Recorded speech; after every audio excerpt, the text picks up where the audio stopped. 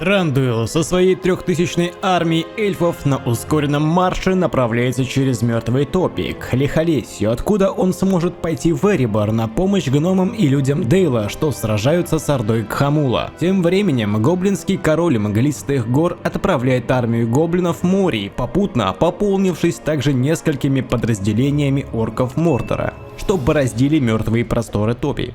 Гоблины и орки попытаются перехватить быстрый марш эльфов и связать их боем в мертвых топях, тем самым взяв клещи и перебив всякого эльфа. Трандуил будет повержен. Гоблины должны ударить неожиданно и скрытно, подбираясь к армии Трандуила. Однако эльфийский взор, что устремился на горизонт рейнджерам Трандуила, не оставляет шанса на внезапное нападение гоблинов. Лидер эльфов немедля командует построиться своим воинам. Воинство Лихолесья встает посреди топей в оборону. Крепость щитов не позволит гоблинам нанести существенный вред. Лучники на позициях. Копейщики Лихолесья готовы к натиску. Трандуил также подготовил к битве свою пешую гвардию и рейнджеров, что должны будут оставаться в тени построений эльфийской армии.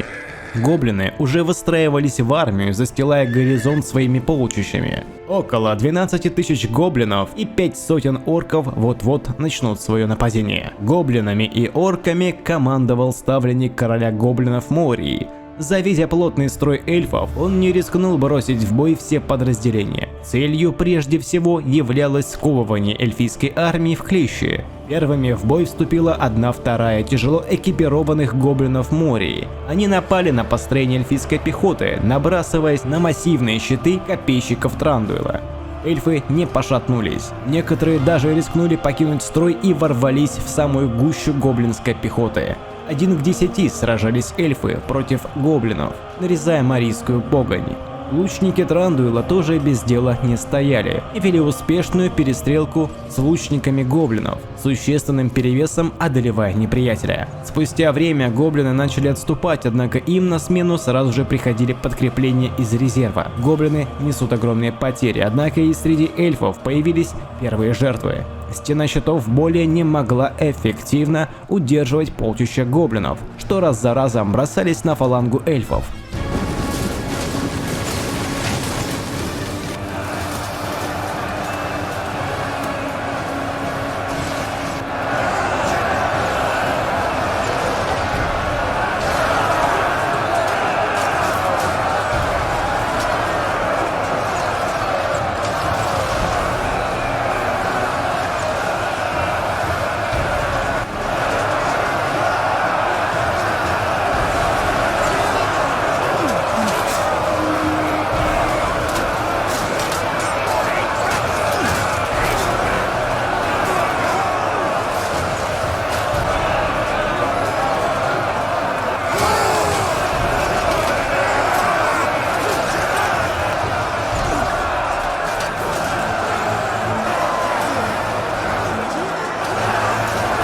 Через некоторое время гоблинский вожак решает бросить налетчиков во фланг, минуя брод неподалеку от позиций эльфов. Эти подразделения гоблинов были менее экипированы, но обладали большей маневренностью. Трандуил, видя то, как гоблины с невероятной скоростью обходят позиции с фланга, решает вывести из резерва 5 подразделений и бросает их к броду, где необходимо будет сдержать гоблинов от прорыва в тыл основных сил эльфов. Мечники на быстром ходу устремляются к броду, что по сторону этой позиции эльфов находился ближе, нежели к гоблинам.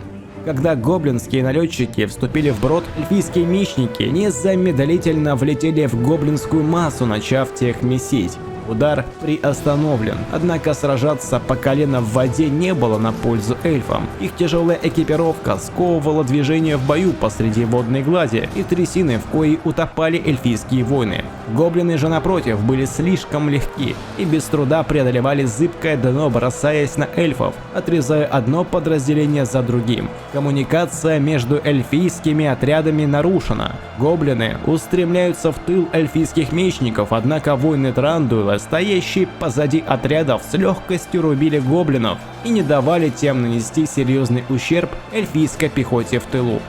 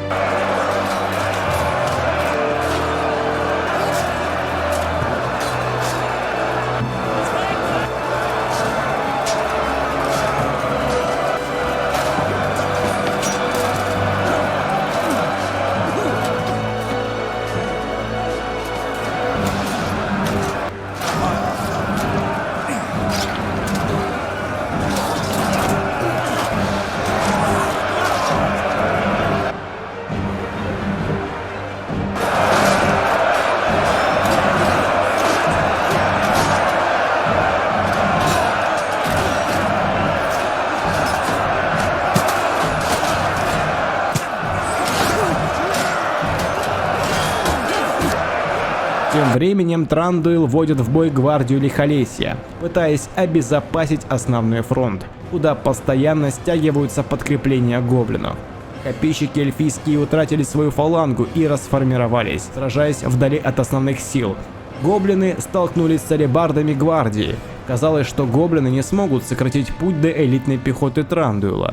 Однако их числа хватило, чтобы вплотную сойтись в битве с выдающимися воинами Лихолесья. Военачальник гоблинов готов был пожертвовать частью своей армии, пустив тех как пушечное мясо, но достичь поставленной цели. Спустя время орки, что были набраны в марийской армии, ударили с другого фланга. Внезапно и неожиданно.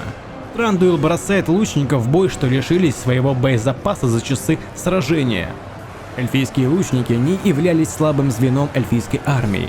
Их ближнему бою могли позавидовать сильнейшие воины людей. Искусно управляясь клинками, они остановили орков, в коих руках были здоровенные клинки. Орочья ударная пехота была остановлена стрелками Лихолесья.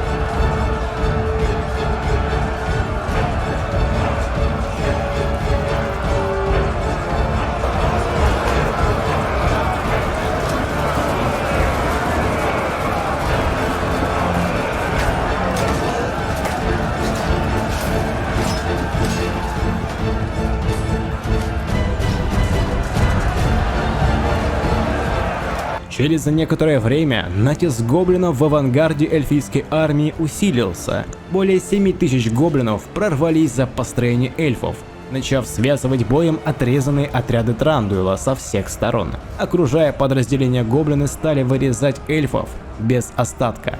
Враг давил числом. Чтобы спасти положение, Трандуил решает вывести резервы и повести их за собой за склон. Также он распоряжается атаковать лучников, что уже одолели орков в своей битве. Ну и конечно же рейнджеры, что долгое время пребывали в тени авангарда, направляются к броду, где пехота эльфов с клинками сражается с налетчиками Мории. Рейнджеры быстро огибают брод и, заняв удобное положение, выпускают градстрел. Залп рейнджеров пришелся во фланг гоблинской легкой пехоты, истребляя около 1000 марийцев за короткое время. Однако это не спасает положение, гоблинов слишком много, клинков эльфийских недостаточно. Трандуил отзывает сражающихся эльфов на всех рубежах боя и отступает, чтобы перегруппироваться. Эльфы утратили 80% своей армии, гоблины же 2/3, орки пали все. Спустя 10 минут Трандуил с остатками эльфов огибает холм и встает в низинах возвышенности, плотно выстроив подразделение у самого берега очередного болота. После чего Трандуил со своей свитой конных офицеров устремляется в ближайший лесок, где он смог бы укрыться от взора гоблинов. Отряд клинков и лучников, а также 3 подразделения рейнджеров – вот что осталось от эльфийской армии. Тем временем абсолютно все гоблины, что еще не были повержены, направляются за холм. Рейнджеры бьют навесом, поражая десятки быстро маневрирующих на ходу гоблинов.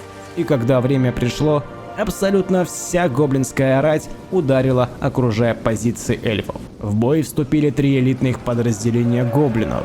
Они обладали отличной броней и по опыту битв превосходили своих соплеменников, даже рейнджеры ощутили их мощь на себе. Неравная битва, в коей эльфы рано или поздно падут, однако боевой дух эльфов как никогда на высоте, так как те знают, что Трандуил ждет часа, когда ударить в тыл будет лучшей возможностью. Но время шло, а кавалерия лидера так и не показалась. Эльфы отступали к берегу, утопая в болоте и теряя равновесие.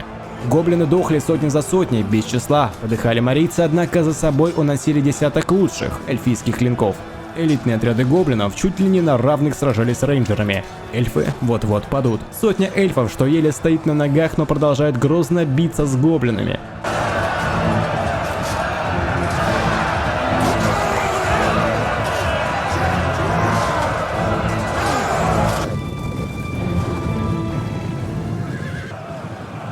Наконец, удостоивается чести кавалерийского натиска Трандуила в тыл марийского полчища.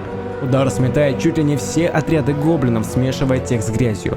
Словно коса по траве пронеслась кавалерия Лихолесья. Выжившая пехота эльфов, вдохновившись появлением лидера, немедля устремилась в контрнаступление, начав теснить гоблинов за холм. Мораль гоблинов сходила на нет, и в итоге абсолютно все гоблины, завизжав от страха, отдали дёру. Кто куда? В рассыпную. Сотня выживших эльфов из 3000 и полностью разбитая марийская орда. Невосполнимые потери для эльфийской армии, после чего Трандуил не решился вступать в бой с самим Кхамулом, избегая последующих битв в течение нескольких месяцев, формируя новую армию в Лихолесье. Не забудь написать комментарий, поставить свой царский лайк, и спасибо всем тем, кто поддерживает ролики материально по ссылкам и реквизитам в описании. На канале тебя ждет очень много интересных подобных синематиков по Rise of Mordor и по другим вселенным и историческим событиям. Удачи!